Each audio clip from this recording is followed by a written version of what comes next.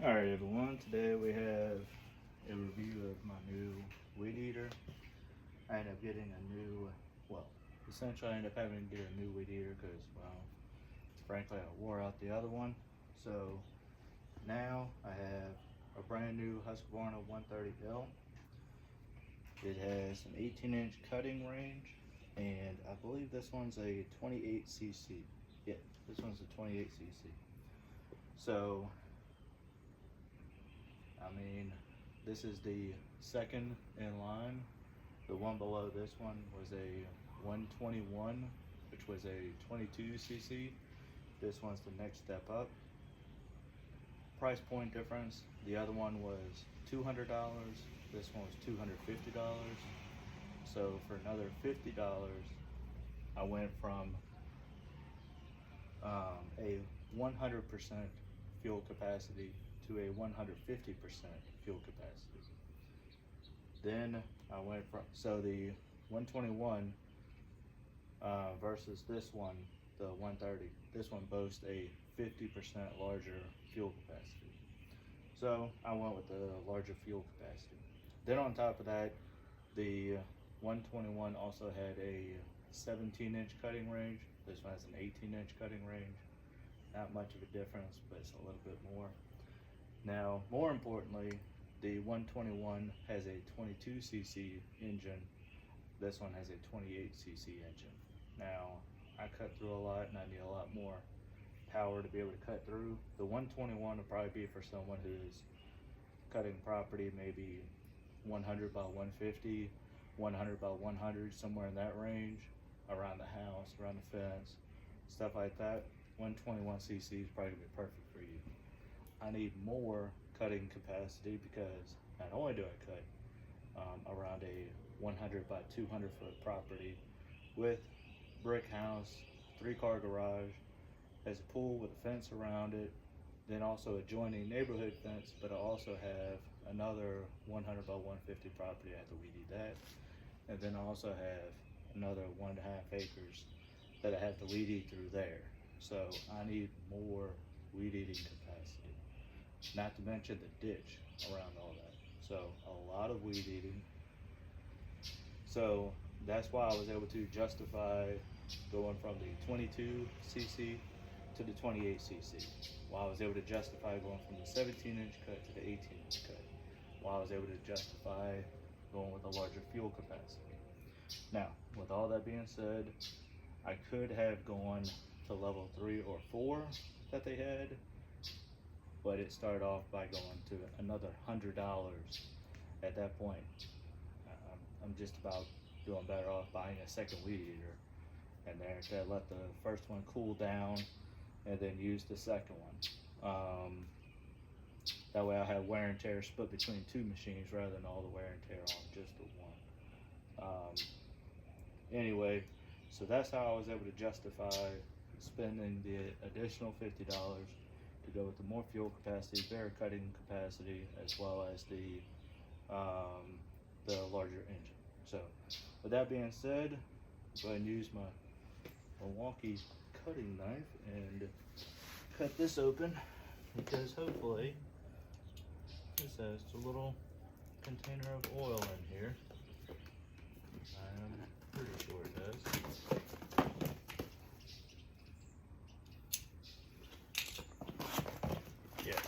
Yes it does.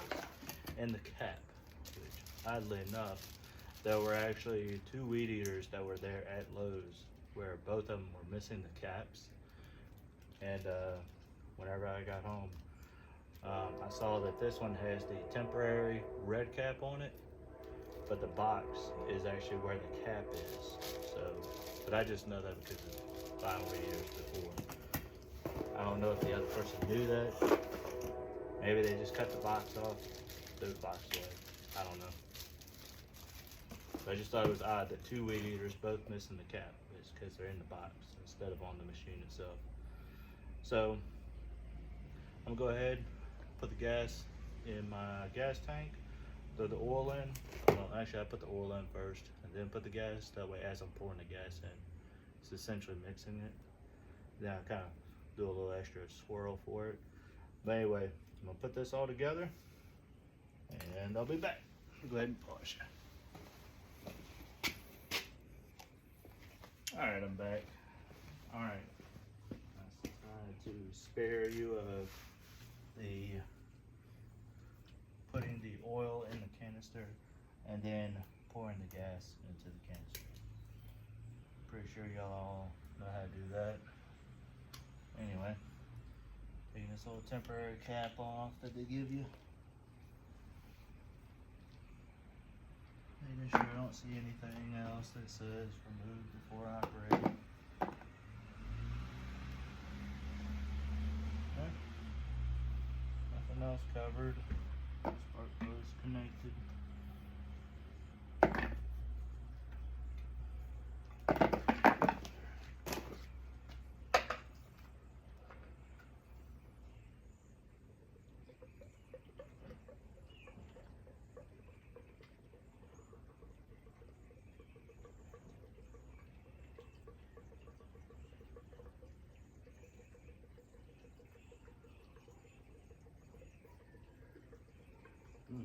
This one does take more fuel than my last one.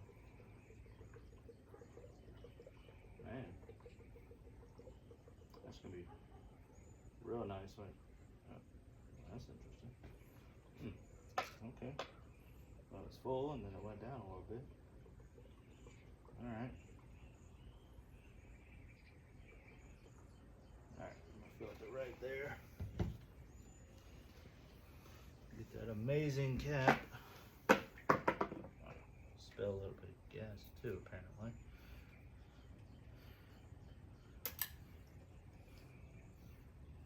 Squeeze a little prongs.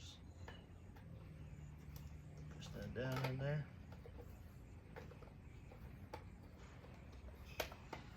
There it goes. All right.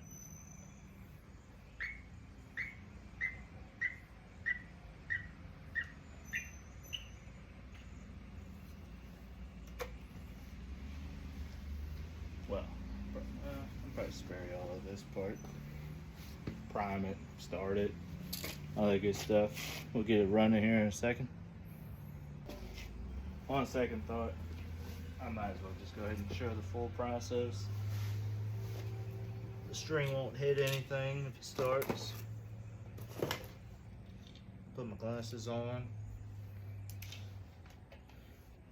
Alright, so it actually has a little diagram here. Prime 10 times, which I did already because I mean, I've had Husqvarna plenty of times. So primed it to 10 times. Pull this up all the way. We'll do 3 cranks. Push down halfway. That'll be right there. Then once 5 more. Yeah.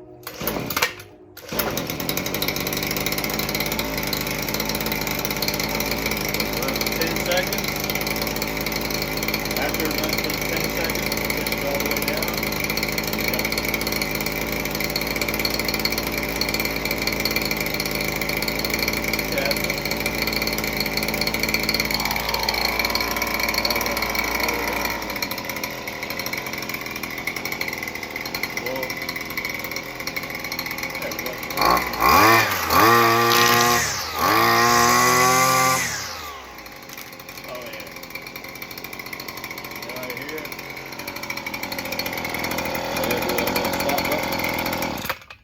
There's your stop button. So I'm gonna go ahead and put my headphones in.